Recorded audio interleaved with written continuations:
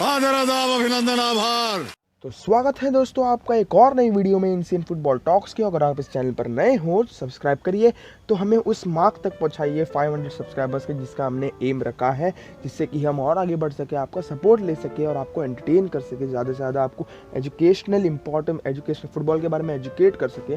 तो चलिए इस वीडियो में बात करने वाले हैं मैनचेस्टर यूनाइटेड की। क्या ही बदल रहा है मैनचेस्टर यूनाइटेड में।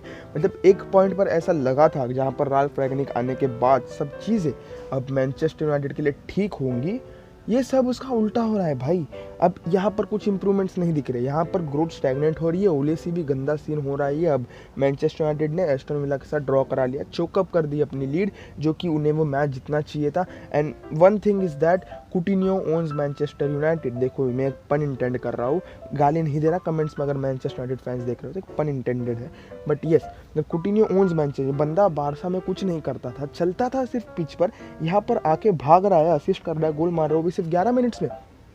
और मैनचेस्टर यूनाइटेड कहीं ना कहीं उसकी फेवरेट अपोनेंट्स तो है ही, उसके सामने स्कोर करना बनता ही है कुटिन्यो का। तो कुछ प्लेयर्स होते हैं जो प्रीमियर लीग के ही बने जाते हैं, ये तो ऑफ टॉपिक हो गया, बट मैनचेस्टर यूनाइटेड पर जाते हुए ये साइंस बहुत ही घटिया है, बहुत ही घटिया।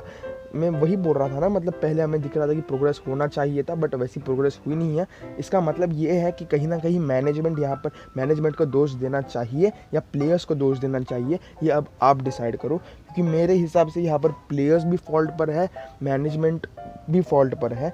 सबसे पहली बात, प्लेयर्स के पास वो अथॉरिटी कैसी दी गई, मतलब उन्हें वो अथॉरिटी दी गई है प्लेयर्स के पास कि आप जो भी करो, आप कुछ भी बोल सकते हो, आपके पास प्लेयर पावर है, अथॉरिटी नहीं देनी चाहिए।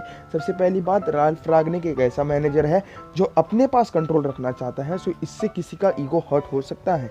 ये हमारे साथ हुआ था, ये सही में हुआ था हमारे साथ बार्सिलोना के साथ, जब सेटियन आया था, शेतकरी हमारा, yes farmer, you got it right. तो वो आया था अपने खेत से डायरेक्ट और उसने अथॉरिटी जमाने की कोशिश की थी, वो हो नहीं पाया था। और उसके बावजूद मतलब ter स्टेगन और मेसी भिड़ गए थे आपस में, दोनों एक दूसरे के साथ फुटने वाले थे।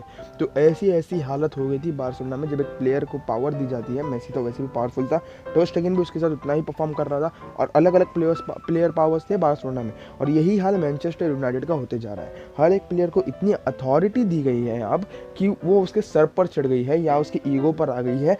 कोई भी प्लेयर मैनचेस्टर यूनाइटेड का बैच के लिए नहीं खेलना चाहता, डीगिया रोनाल्डो को छोड़ के, Cavani to an extent as well, और ब्रूनो कभी कभी दिख जाता है। तो कोई भी प्लेयर यूनाइटेड का बैच के लिए नहीं खेलना चाहता। The only thing they want to play for is money, और पैसा बोलता है। और ये हमें दिख भी रहा है कि मैनचेस्टर यूनाइटेड कितनी गंदी कर रही है फिलहाल में। और क्या ही बोल सकते हैं, मतलब ये टैक्टिकल, आप इसे टैक्टिकल प्रॉब्लम्स भी कह सकते हो, आप इसे प्लेयर पावर प्रॉब्लम्स भी कह सकते हो। मतलब जो प्रॉब्लम है ना, बहुत डीप लाई करती है। ये हम ऊपर की बात कर रहे हैं, ये टैक्टिकल एनालिसिस हो गए, ये प्लेयर पावर हो गई, ये तो ऊपर की बात है, ये तो सतह की बातें हैं। जो अंदर गड़ा हुआ है ना अभी तक, वो रूट जो गड़ा हुआ है ना पौधे का, वो अभी तक हमें पता नहीं है, उसे उखाड़ कर निकालना होगा मैनचेस्टर यूनाइटेड को। अब उसके लिए बहुत टाइम जाएगा। और राल्फ रैगनिक भी वैसा वर्कआउट नहीं किया है जैसा एक्सपेक्टेड था। जैसे बोल रहे थे उसको द फादर ऑफ गेगन प्रेसिंग, मतलब गॉड फादर ऑफ थॉमस टुकेल, जिन्होंने इंस्पायर किया थॉमस टुकेल को।